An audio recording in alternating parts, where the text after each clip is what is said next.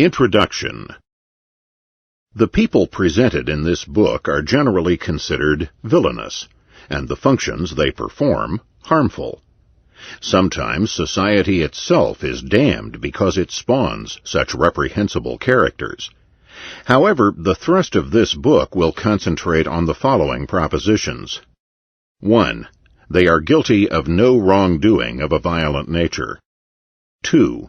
In virtually every case, they actually benefit society. 3.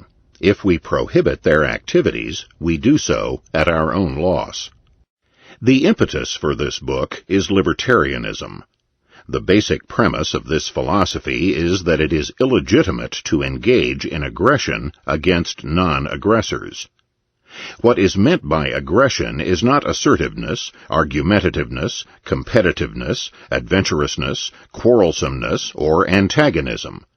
What is meant by aggression is the use of violence, such as that which takes place in murder, rape, robbery, or kidnapping. Libertarianism does not imply pacifism. It does not forbid the use of violence in defense or even in retaliation against violence. Libertarian philosophy condemns only the initiation of violence, the use of violence against a non-violent person or his property. There is nothing untoward or controversial about such a view. Most people would give it their wholehearted support.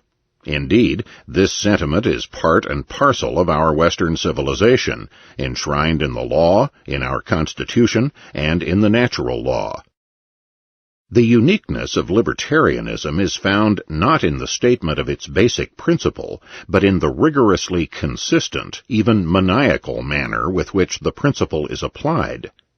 For example, most people do not see any contradiction between this principle and our system of taxation. Libertarians do. Taxation is contrary to the basic principle because it involves aggression against non-aggressive citizens who refuse to pay. It makes not the slightest difference that the government offers goods and services in return for the tax money. What is important is that the so-called trade, tax money for government services, is coerced.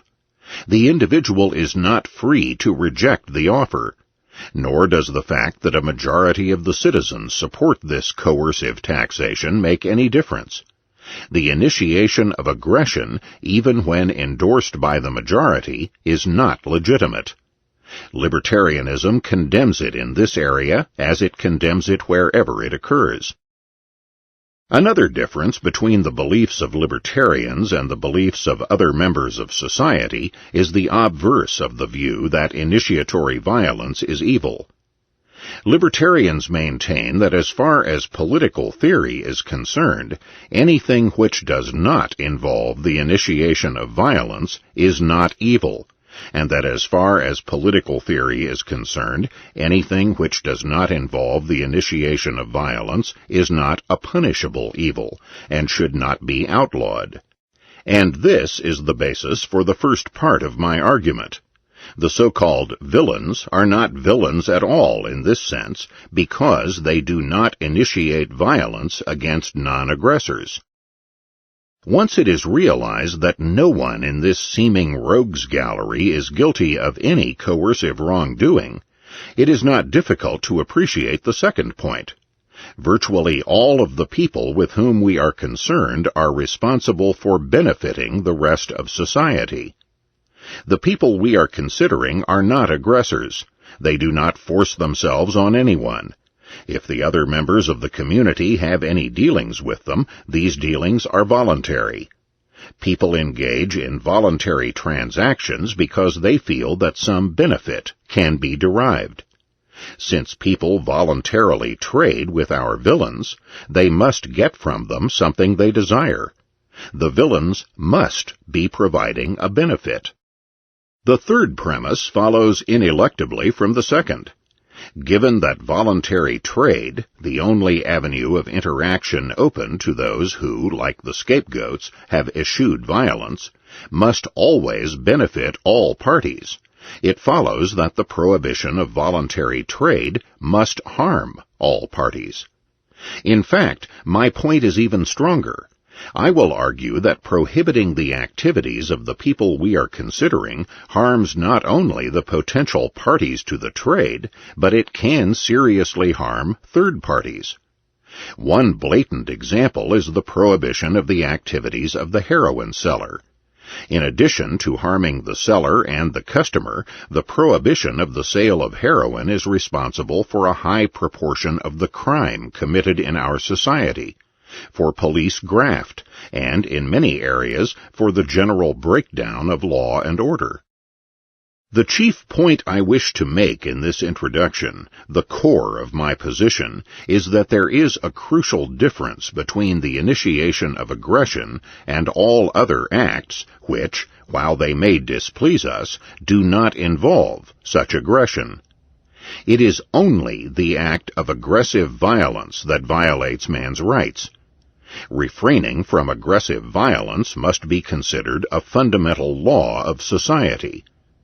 The people dealt with in this book, though reviled by the media and condemned out of hand by almost everyone, do not violate anyone's rights, so they should not be subjected to judicial sanctions. It is my belief that they are scapegoats. They are visible, they are available to attack, but they must be defended if justice is to prevail. This book is a defense of the marketplace. It singles out for special praise those participants in the free enterprise system who are the most reviled by its critics. It does so because if the price system can be shown to be mutually beneficial and productive in these extreme examples, then the case for markets in general is strengthened even the more. However, it is important to counteract one possible misinterpretation. This book does not claim that the marketplace is a moral economic institution. True, the profit and loss business system has brought mankind a plethora of consumer goods and services unknown in the entire history of the world. These benefits are the envy of all peoples not fortunate enough to live under its banner. Given the tastes, desires, preferences of the ultimate consumer, the market is the best means known to man for providing for his satisfaction. But the marketplace also produces goods and services such as gambling, prostitution, pornography, drugs, heroin, cocaine, etc., alcohol, cigarettes, swingers clubs, suicide abetment, whose moral status is, to say the least, highly questionable, and in many cases highly immoral. The free enterprise system, thus, cannot be considered a moral one. Rather, as a means of consumer satisfaction, it can only be as moral as are the goals of the market participants themselves.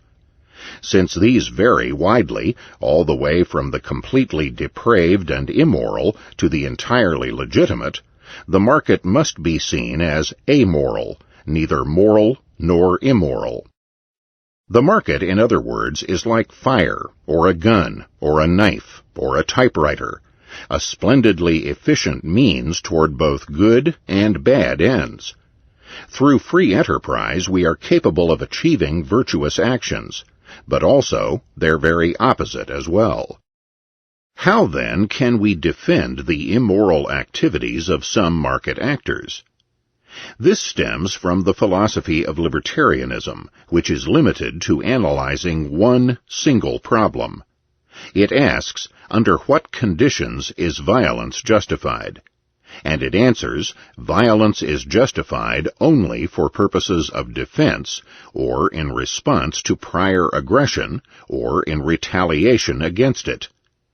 This means, among other things, that government is not justified in fining, punishing, incarcerating, imposing death penalties on people who act in an immoral manner, as long as they refrain from threatening or initiating physical violence on the persons or property of others. Libertarianism, then, is not a philosophy of life. It does not presume to indicate how mankind may best live. It does not set out the boundaries between the good and the bad, between the moral and the immoral, between propriety and impropriety. The defense of such as the prostitute, pornographer, etc., is thus a very limited one. It consists solely of the claim that they do not initiate physical violence against non-aggressors. Hence, according to libertarian principles, none should be visited upon them. This means only that these activities should not be punished by jail sentences or other forms of violence. It decidedly does not mean that these activities are moral, proper, or good. Walter Block.